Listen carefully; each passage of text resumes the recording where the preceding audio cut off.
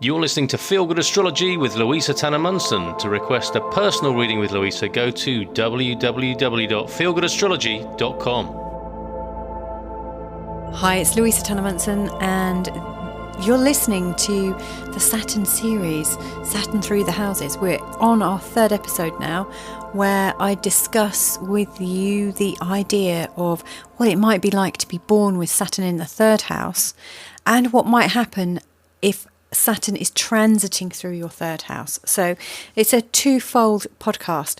So Saturn is the planet to do with responsibility and regularity and rules and structure and the authority that we take in life or that we assume in life and our responses to authority. So it also shows our social standing and how comfortable we are in it. Now, the third house is to do with communication and learning at a real sort of local level. So it's about our community interaction, our interaction with our siblings and cousins. And I mean, that's our first real interaction, isn't it? Beyond our parents, it's siblings and cousins and neighbours and school. And all of those things are captured by the third house. So it's very much about the community. And it's a very busy place. Now, Saturn here in your birth chart can represent a few different things. You know, at the highest expression, Saturn here can show that when you were at school, you were very methodical and very serious about your achievements, and that you paid a lot of attention to doing all your homework and making good friends, and that you had good social standing amongst your friends, you know, early on, and with your cousins and siblings and things. You were quite respectful and quite polite. And that's kind of the highest expression. It shows that you naturally took responsibility as a child and were probably a bit of a natural leader. On the other side of the coin, you might have development issues to do with the structure that Saturn implies. So Saturn in the third house can also make people, especially if they've got very difficult Saturn placements, i.e. difficult planetary lineups and aspects between other planets and Saturn, then it can often lead to people having additional needs in school. You know, possibly that they're shy and unable to, or don't feel very comfortable communicating, because, you know, the third house is about communicating and learning and sharing and being part of a community. And having a strong Saturn emphasis there can show a certain amount of loneliness in childhood, that you didn't really feel reassured by having your siblings around you and lots of cousins and things like that. In fact, sometimes Saturn in the third house can just represent a lack of, i.e. that there aren't any other siblings, that you're an only child, and that maybe you're not part of a busy, bustling community as many other children are. So it can show up in many different ways, Saturn in the third house. Again, it's important to look at the nature of the kinds of aspects that your Saturn has in your birth chart. So Saturn can really cause problems educationally early on, or a strong Saturn.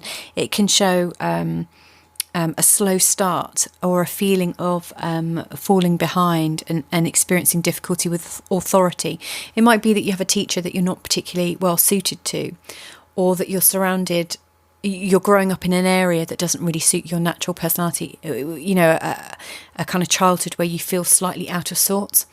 So here Saturn is quite telling in a childhood.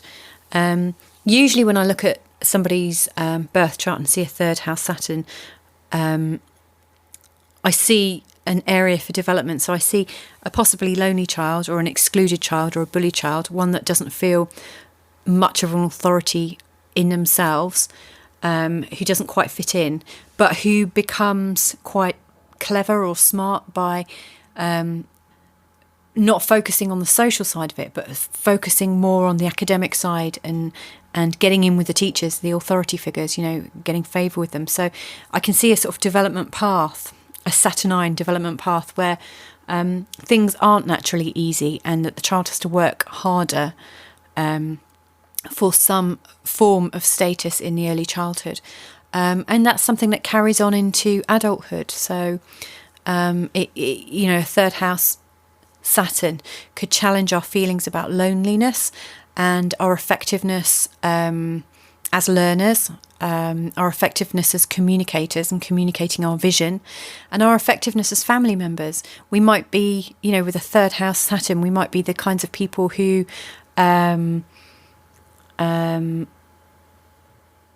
hold up for responsibility in the family and are a little bit like the sticks in the mud. I don't know. So you need to think about how the third house Saturn reflects on you, and how much of it you've taken from your childhood and how much of it you're going to evolve from it. Saturn does represent our fears, and where it comes out in the third house, it can be quite catastrophic for a small emerging child ego to have it in the place of early school and siblings and friends and cousins and stuff, in a place where you should be naturally joyous and spontaneous and innocent. And so as you grow and become an adult, if Saturn's still ruling you in those ways, it could have knock-on effects. So I think here it's worth, if you have any doubts about your educational or intellectual capabilities, to do some form of higher education. Do what you need to do to feel a valued member of your team. Build up a really good group of friends. Find a group that you naturally ally to. Find the community that you feel comfortable in. It's possible in our multicultural and quite diverse cities and towns around the world. It's totally possible to find yourself in the right community, even if your neighbours aren't necessarily right. There's always some kind of community action going on. You might find a third house Saturn native, i.e. someone with a third house Saturn in their birth chart, to actually be doing purposeful action as an adult. So it's something that comes out in like activism or ecological conservation, volunteering. Volunteering is a real strong Saturn in the third house theme that uses all the positive energy of being of purpose, of being of service, and providing something useful. So that's all food for thought. Now, what happens if Saturn is transiting through your third house? So immediately before it has transited through your third house, it's been in your second house, where you've had a bit of a knock with your resources and you've had to learn to get by with slightly less. And then Saturn moves into the third house, and it's the house of community, it's the house of your voice, it's the house of your learning, and in many ways, it's the house of you rebuilding after taking a bit of a knockback with your resources. So how do you cope with Saturn moving into the third house? Well, initially, as Saturn moves into your third house, you might feel at odds with your local community, or not understand it, or feel slightly disadvantaged in your community. It might be that you've moved home recently, or it could be all manner of reasons, but for some reason, you're not feeling so connected to people, because Saturn is a disconnector. Saturn is sometimes isolating. So you're not feeling part of your local community as much, or it's harder for you to connect to people. So the first thing you need to think about as Saturn transits through your third house is, how can I connect? How can I make connections to my community? So you want to think about it from a position of where you're living, transport links, and actually, where is your community? Is your community, by community, do you mean your neighbourhood, your neighbours, your family, your friends? Are you going to take it out to be part of a global community? Are you a community of hobbyists? You want to think about who is your community that you want to connect with, because the first thing you need to do is re-establish some kind of connection so that you don't feel so lost and cut off. The next thing that might crop up is that you're feeling like you're not able to get your voice out. So again, it's a time to think about, how can I voice my vision? How can I be my vision? How can I lead my vision? How can I inspire other people and invite people to join me on my little mission? So again, it's a time to look at your community and then look at how to then engage them. So again, the third house Saturn isn't such a difficult one. It's not as earth-shaking as it going through your first house, where your personality is almost crushed and you have to rebuild it, or your second house, where your resources suddenly fail you for one reason or another and you need to rebuild it. I mean, these are subtle differences to the first and second house Saturn transits, but it's no less important. But the strategies to repair the damage done by Saturn transiting through your third house are easier. They're easier to carry out. So it's about connecting to community, connecting to your voice, and learning how to talk to the people that you're interested in about the things that you're passionate about. Another thing is building friendships at a local level and finding your sort of outer family. It's not about finding your real family, but, you know, connecting with the energy of cousins and siblings and, you know, so not immediately like your parents. You're not looking for parent substitutes necessarily, but you're looking to feel part of something to counteract the feeling of social isolation that could happen. So again, it is a good time to start volunteering and start connecting with people.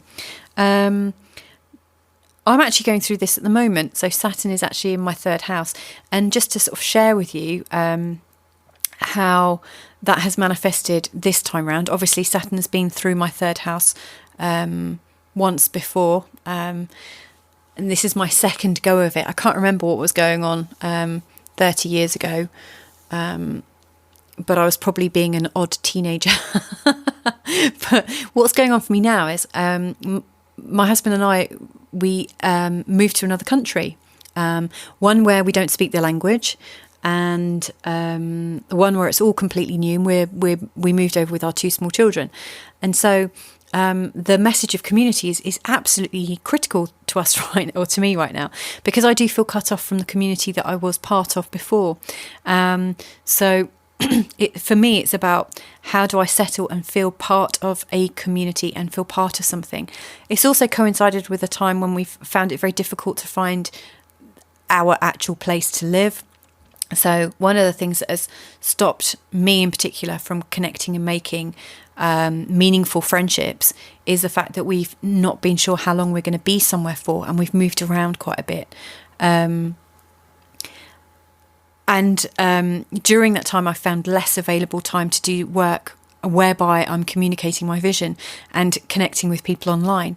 So for me, creating meaningful time to do recordings and to connect out to a community has been my saving grace. But it's something I have to work at, because, you know, as you're moving around and you're adapting to new structures and things, it's not always that easy to squeeze in the time or carve the time.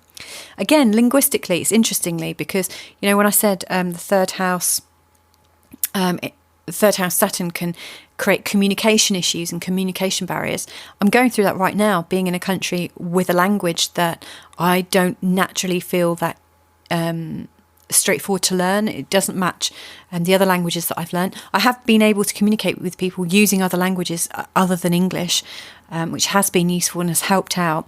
So it's a time when I'm having to re-establish myself and try to learn a new language against quite a few odds. So that's how the third house Saturn is currently manifesting in my life. And I wonder how it might be manifesting in yours. It could be a time when, you know, you might be, studying for the first time in years, or formalising something. I mean, once you do have a vision and once you do have a community in mind, then paying Saturn respect and taking step-by-step approaches and being logical and practical is the way forward. You know, otherwise you're taking a step forward and about 3 steps back. So you want to plan. So it's about creating planned for action and making that work for you, and just being persistent and knowing that that persistence will pay off. And indeed, that's how I'm trying to do it at the moment.